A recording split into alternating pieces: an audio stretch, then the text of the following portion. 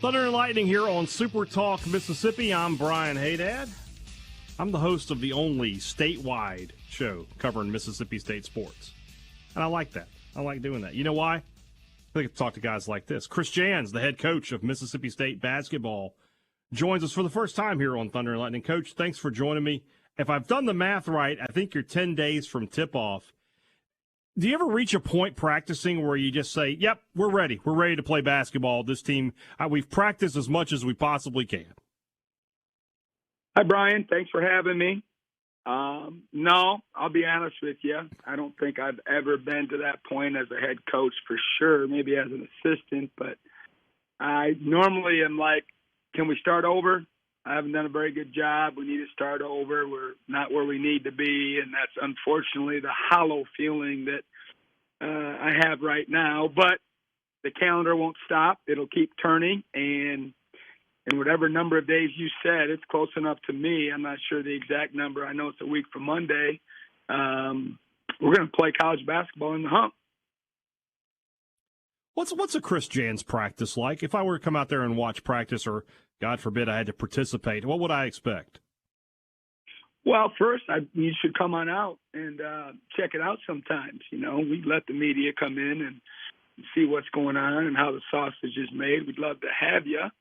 And if you're a willing participant, we'd throw you out there in a drill or two if you had any eligibility left. Oh, goodness. I don't know how that would work. No, you don't want to do that? Well, trust me, I don't want to either. You can stand by me and help me coach the team. How about that? Now we're talking. I'd be as bad as you. What?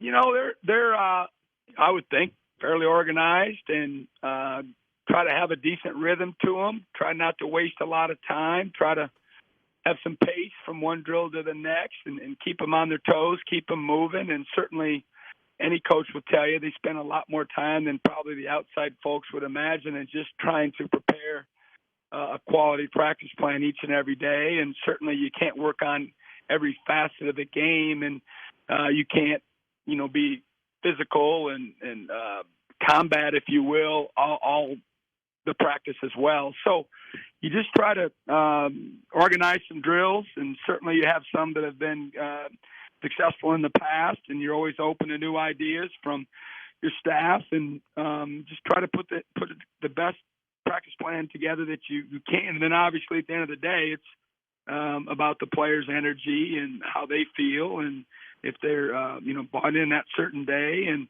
try to keep it, the distractions at a limit as best we can. But that's kind of what you would expect when you walk in the gym. Is it tougher, in your opinion, for the coach, a new coach, to adapt to new players, or is it more difficult for the players to adapt to the new coach? Well, I try not to speak for my guys, if at all possible, but I would venture to say that it's a little bit. I would say there's some in between to it. I would say both parties would say it's maybe more difficult for themselves, but I think it's much easier for the players to adapt to one person's, one style, one scheme, one idea of how we're going to do things, rather than, me or my staff trying to adjust to each and every guy that we have. And that's kind of one of the baselines to who we are, and especially when we're trying to build the expectation and the standard up for everyone in our program each and every day. And I've talked about that very, said thing is, you guys have to do some adjusting to how we do business every day and the expectations we have and the environment and the culture that we're trying to create on a daily basis. And, it's much easier and makes more sense for, U16 to adjust to one vision and one person's idea, rather than us trying to tailor make it to each of you. But there's definitely some give and take up and down the roster that way. What's your biggest challenge here in year one? It's always hard. The first year is always hard. Everything's new. I don't care if they played here or not. I don't care if they played for me or not. I don't care if they played elsewhere or not. This group is so new to all of us. So you're teaching every day. And I love to teach, so it doesn't bother me. It's just a challenge that each and every day you've got to be ready and prepared to teach everything that you do. You don't have 4 or 5 guys to throw out there and say, hey, show them how we guard this, or hey, show them how we run this blob offense or whatever facet of the game it is. So there's so much more teaching. And so you have to have a little more patience maybe than you want to, and you've got to go a little bit slower than you want to because, you got to get ABC before you can go down the alphabet. And that's probably, to me, one of the most challenging things in your first year. You went out this summer as part of the Bulldog Club's, road tours and got to talk to a lot of fans across the state. When you talk to fans about Mississippi State basketball, what are they wanting to see from your team? Obviously wins, but what are they telling you? Because, for somebody who's followed Mississippi State basketball most of my life, the phrase I hear all the time is, we want to see the hump the way it used to be. What are they telling you when they speak to you? First of all, I was so impressed with the energy and the interest in our basketball program. I mean, it feels awesome to be at a place in the middle of the summer when you don't know anybody, for the most part, walking into a building, and the people were excited to meet you, to see you, to tell their stories of Mississippi State basketball.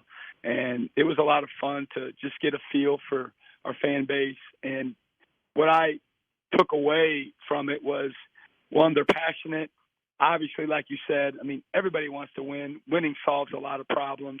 But I agree, they want the hump to rock again. They want the energy, and part of that, not majority of it, is on me. It starts with me and my staff and our players, and we've got to do a good job of trying to connect with people and build relationships with people and give them a reason to come out and support us. And then obviously the product on the floor will be the biggest difference maker if people that give us a chance to come watch us play, if they like how we play.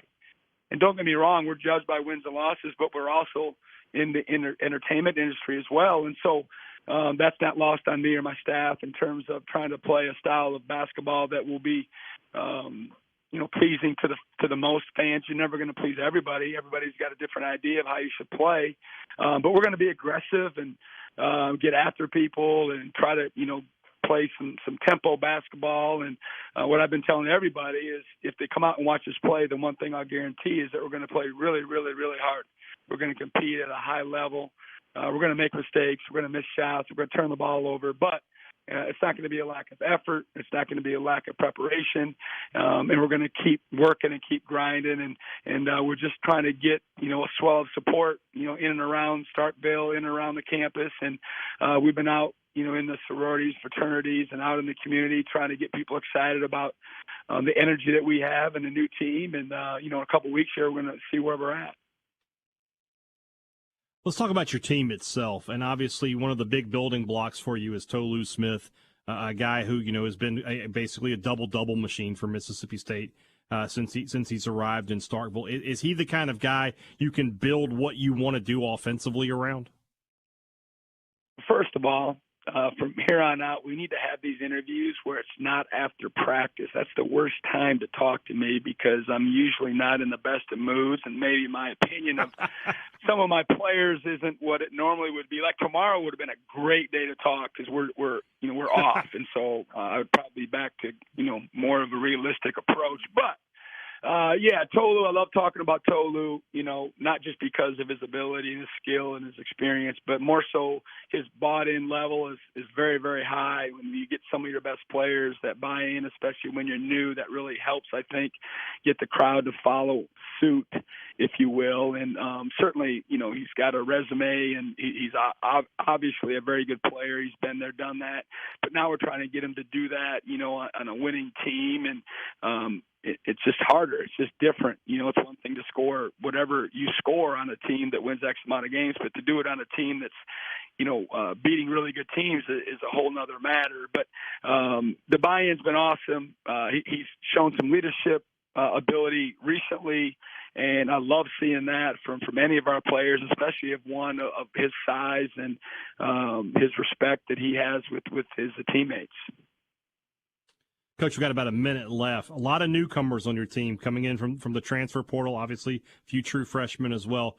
Who are a couple of guys that Mississippi State fans might not know that you think they're going to know who this is by the end of the season? I think Deshawn Davis is probably one that comes to mind. He's going to be on the floor a lot. He's got experience. He's got a resume. He plays with the fire and explosiveness that I think the fans are going to really like. And he can do a little bit of everything. He can score the ball. He can create for others. He can really defend. He's a high-level athlete, and he's got a competitive streak. So we've got plenty of guys, I think, that have a chance to contribute to winning. But I think the one guy that from the jump that people are going to notice right away in terms of a new guy would be Deshawn Davis. The start of a new era at the Humphrey Coliseum, November the 7th, Mississippi State basketball under Coach Chris Jans. Coach, really appreciate your time. I will make sure next time we don't get you right after practice for the interview. All right, man. Sounds good. Appreciate you having me. See you